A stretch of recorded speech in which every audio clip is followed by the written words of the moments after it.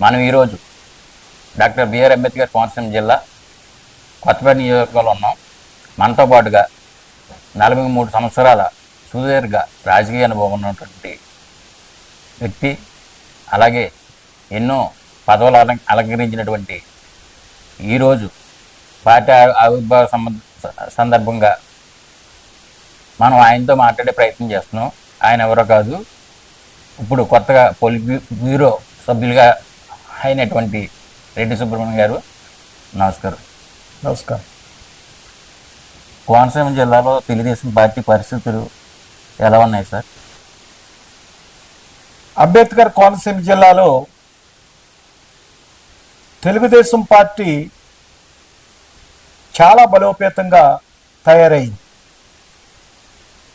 దానికి తోడు ఒక ప్రశ్నించే గొంతు ఉండాలి, అధికారం కోసం కాదు,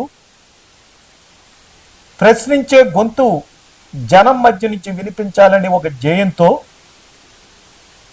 పవన్ కళ్యాణ్ గారు జనసేన పార్టీని పెట్టడం జరిగింది.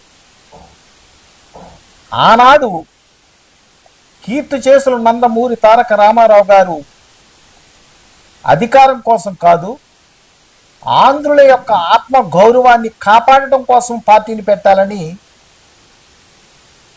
1982లో ఆయన పార్టీ పెట్టారు.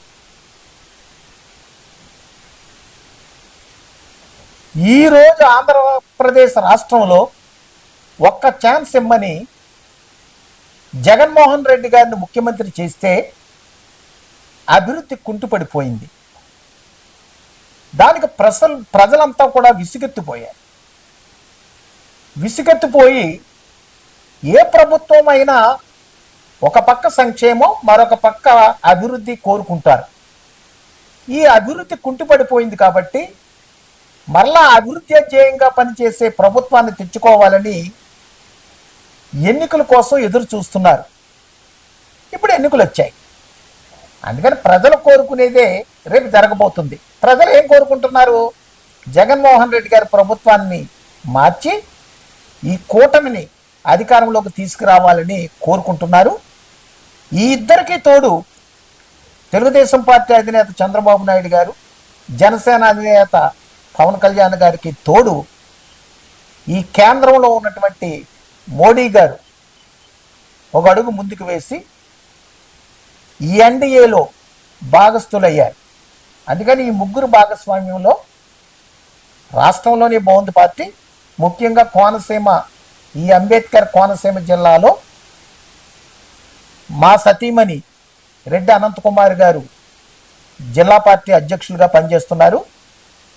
ఆవిడ నాయకత్వంలో 7 స్థానాలు కూడా గెలవబోతున్నాం.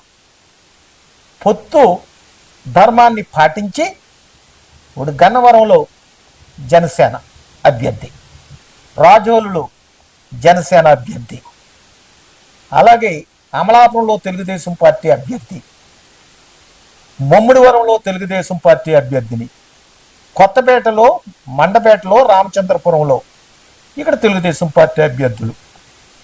7 అభ్యర్థుల్ని కూడా పొత్తు ధర్మాన్ని పాటిస్తూ అంబేద్కర్ కోనసీమ జిల్లాలో 7 సీట్లు కైవసం చేసుకుని పార్లమెంట్ అభ్యర్థి అయినటువంటి గంటి హరీష్ మోదన్ను కూడా గెలిపించుకుని తప్పకుండా ముందుకు పోతుంది. తద్వారా ఈ రాష్ట్రంలోనే కూటమి ప్రభుత్వం ఏర్పడటం ఖాయం ఖాయం ఖాయం. 43వ ఆవిర్భావం సందర్భంగా అండి మీకు పోలిట్ బ్యూరో వచ్చినందుకు, అలాగే రామచంద్రపురం టికెట్ ఏమో మీకు రాలేదనే బాధగానే ఉందా? రాజకీయాల్లో అన్నీ అనుకున్నట్టు జరగవు. అన్నీ అనుకున్నట్టు జరగకపోయినా రాజకీయాల్లో నేర్చుకోవాల్సింది, ఒక్కొక్కసారి మనం అనుకున్నది జరగనప్పుడు సంయమనం పాటించాలి. సంయమనం పాటిస్తే తప్పకుండా కాలమే అన్నీ కూడా నిర్ణయిస్తుంది, మరలా మంచి జరుగుతుంది అనేదానికి నేనే ఉదాహరణ. నేను 1981లో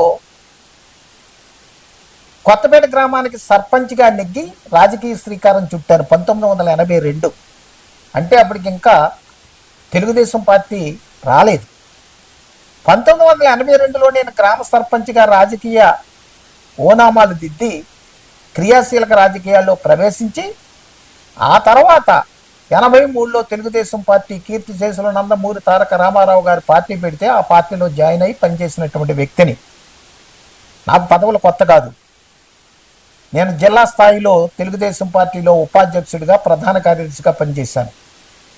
రాష్ట్ర స్థాయిలో కార్యనిర్వాహక కార్యదర్శిగా, ప్రధాన కార్యదర్శిగా, ఉమ్మడి ఆంధ్రప్రదేశ్ రాష్ట్రానికి బీసీసీఎల్ అధ్యక్షుడిగా, శ్రీకాకుళం, విజయనగరం, పశ్చిమ గోదావరి జిల్లాలకి ఇన్ఛార్జిగా పార్టీ బాధ్యతలు చేసినటువంటి వ్యక్తిని.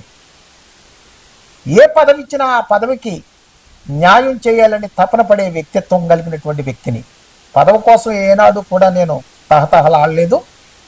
పదవి వచ్చిన తర్వాత ఆ పదవికి ఎంతవరకు న్యాయం చేస్తానో ఆలోచిస్తూ పనిచేస్తూ ఉంటాను. అయితే ఈరోజు రామచంద్రపురం సీటు రాలేదు, మరి బాధగా లేదా అని మీరు అడుగుతున్నారు.